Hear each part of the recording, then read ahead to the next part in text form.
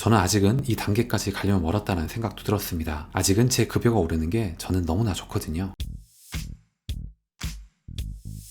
안녕하세요. 따독따독 시작하도록 하겠습니다. 여러분들은 자본주의 세상 속에서 돈의 중요성에 대해서 어느 정도라고 생각하셨나요? 저 또한 굉장히 많은 시간을 돈과 자본주의에 대해 생각하곤 합니다. 그렇게 내린 결론은 매우 중요였습니다. 실제로 돈은 많은 부분을 해결해주기 때문이죠. 책 돈보다 더 중요한 것들은 제목을 보면 아시겠지만 돈보다 뭔가 더 가치 있는 것이 있지 않을까? 라는 물음에서 시작을 합니다. 행복이라는 단어를 통해 책을 풀어나가고 있죠. 돈과 행복이라는 거는 왠지 인과관계가 굉장히 클 것 같다는 느낌이 들어요. 저 또한 이 부분에 대해서는 크게 공감하기 때문입니다. 하지만 학자들 혹은 책에서는 예외적인 부분도 이야기하죠. 예외적인 10% 말이죠. 이 책 또한 행복과 돈의 연결고리를 너무 강하게 생각해서는 안 된다라고 얘기를 합니다. 책 돈보다 더 중요한 것들이 저자 하노 백은 독일에서 가장 신뢰받는 경제학자이기도 합니다. 독일 최우수 경제경영 도서상을 2회나 수상한 이력까지 있기 때문입니다. 이제까지 그는 돈과 부자들에 대한 책을 써왔어요. 그런데 이번에는 불현듯 행복에 관한 책을 씁니다. 그의 물음은 이와 같은 질문에서 시작을 한다라고 생각해요. 왜 돈을 많이 벌수록 더 행복해지지는 않는 걸까?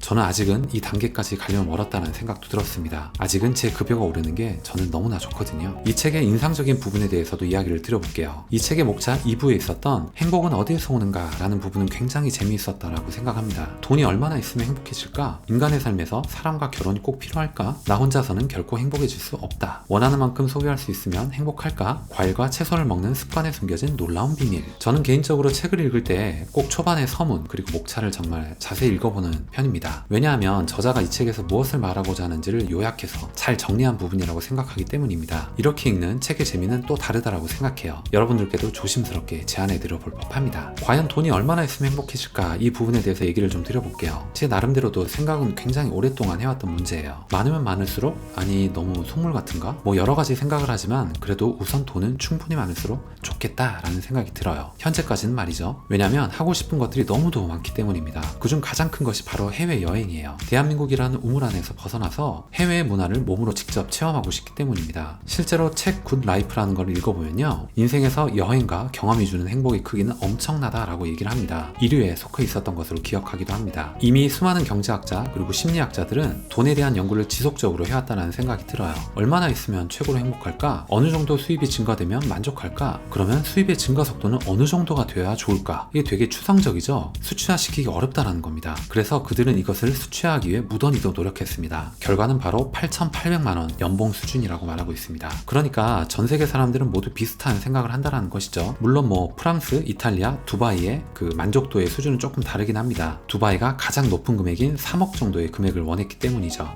하지만 대략적으로 연봉이 대략 8,800만 원 정도 될 때까지는 행복감도 함께 높아진다라고 얘기를 합니다. 그 이후부터는 행복감의 상승 수준이 조금씩 떨어진다라는 것이죠. 근데 여기서 주의할 것은 뭐죠? 행복하지 않다라는 건 절대 아니겠죠. 그렇다면 여러분들은 연봉 1억을 목표로 열심히 뛰어야겠다는 결심은 섰을 거라고 생각해요. 그럼 이제 소비와 행복에 대해서도 얘기를 좀 나눠볼게요. 원하는 만큼 소비할 수 있으면 과연 행복할까? 여러분들도 분명히 이런 생각은 해봤을 거라는 생각이 들어요. 왜냐면 SNS를 보면 경쟁하듯이 소비를 부추기고 있습니다. 누군가는 멋진 차와 옷을 구매하는 모습을 떠올리죠. 누군가는 고급 호텔과 펜션에서 여유를 만끽하는 모습을 올립니다. 누군가는 아예 대놓고 지폐만 찍어서 올리기도 하죠. 속으로는 이런 생각을 해봤던 것 같아요. 이렇게 돈을 걱정 없이 쓸 수 있다면 분명 행복의 질이 올라가겠구나. 그리고 저는 이 생각이 절대 틀렸다고는 생각하지는 않습니다. 왜냐면 돈이 없으면 여유도 없습니다. 왜냐면 돈이 없으면 사랑도 없습니다. 왜냐면 돈이 없으면 가족도 사라질 수 있기 때문이죠. 저는 아직까지도 절대 이 생각은 틀리지 않다라고 생각해요. 책 돈보다 더 중요한 것들에서는 저자 하노 백이 이렇게 얘기를 합니다. 행복을 극대화하는 소비법 4가지는 이것이다 라고 얘기를 합니다. 첫 번째는 물질적 상품 대신에 경험을 구매하라. 이것은 제가 앞에 얘기했던 여행에 큰 가치를 둔 것과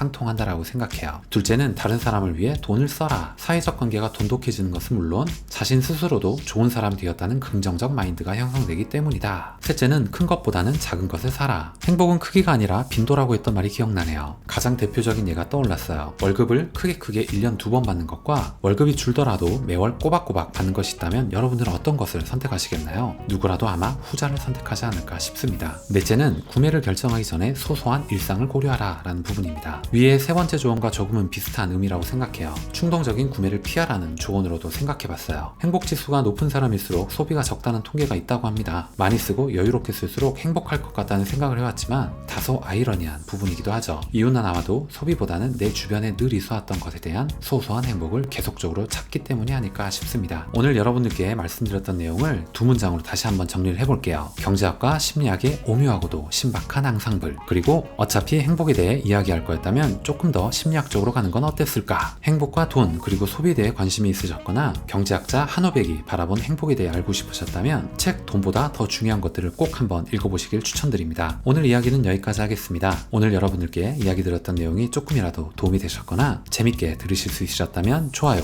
그리고 구독 꼭 부탁드리겠습니다. 다음 시간에 더 좋은 내용, 더 좋은 컨텐츠를 가지고 인사드리도록 하겠습니다. 감사합니다.